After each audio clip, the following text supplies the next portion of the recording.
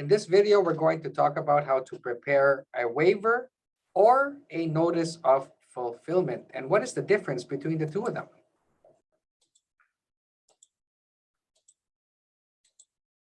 In order to access the form, we have to get into web forms and get into form 124 and pull in either the notice of fulfillment of conditions of agreement of purchase or sale or the waiver.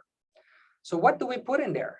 Usually, the three conditions that we commonly use are the condition on financing, the condition of home inspection, and the condition for status certificate.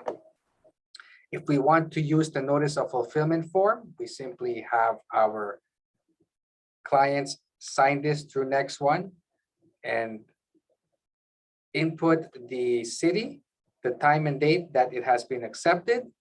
And we have to ensure that once we send this offer, we get the acknowledged copy of the person receiving it. Now, in terms of the waiver, it really is the same process.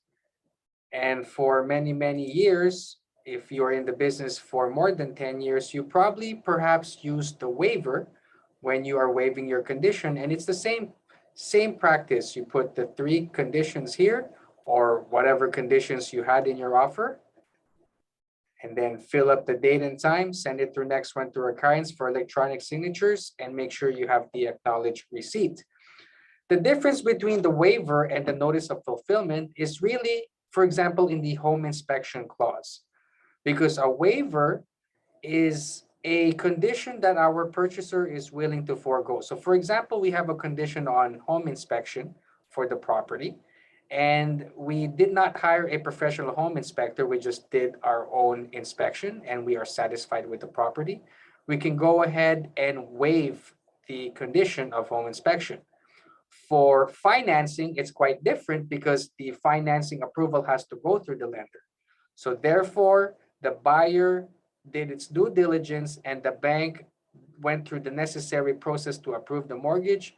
Therefore, maybe what would make sense is the notice of fulfillment for the financing condition.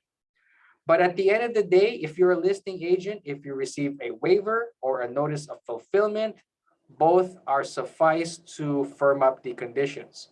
Now, some lawyers can debate whether a waiver or notice of fulfillment is applicable because they can dissect this whole thing more. But technically, waiver and notice of fulfillment will get you the same results, which will be firming your agreement and purchase and sale.